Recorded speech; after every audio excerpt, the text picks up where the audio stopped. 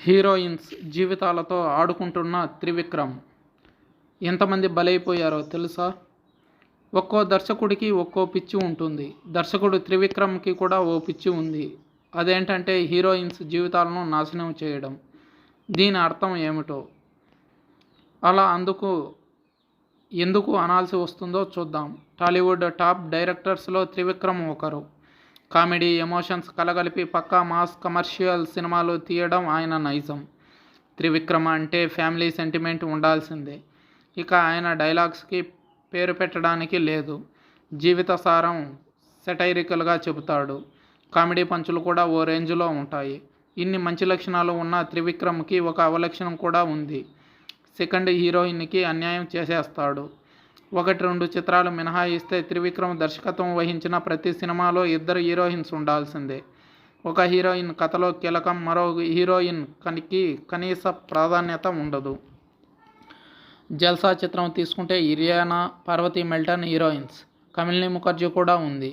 ఇలియానాకు మాత్రమే screen space ఉంటుంది. పార్వతీ, కమలిని అలా కనిపించి ఇలా మాయమవుతారు. అత్తారింటికి దారేదిలో ప్రణీత సుభాష్ పరిస్థితి కూడా ఇదే.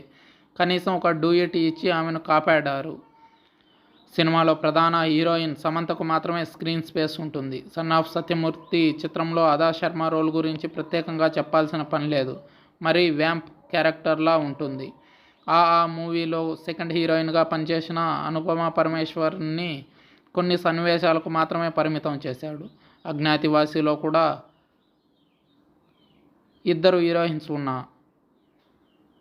ఎవరికీ అంత ప్రాధాన్యత ఉండదు. అరవింద సమేత వీరరాఘవం మూవీలో తెలుగమ్మాయి ఈషా రెబ్బా రోల్ అయితే దారుణం. అలా వైకుంఠపురంలో నటించిన నివేదా థామస్ అన్యాయం అయిపోయింది. గుంటూరు కారంలో మీనాక్షి చౌదరిని ఎందుకు తీసుకున్నారో తెలియదు.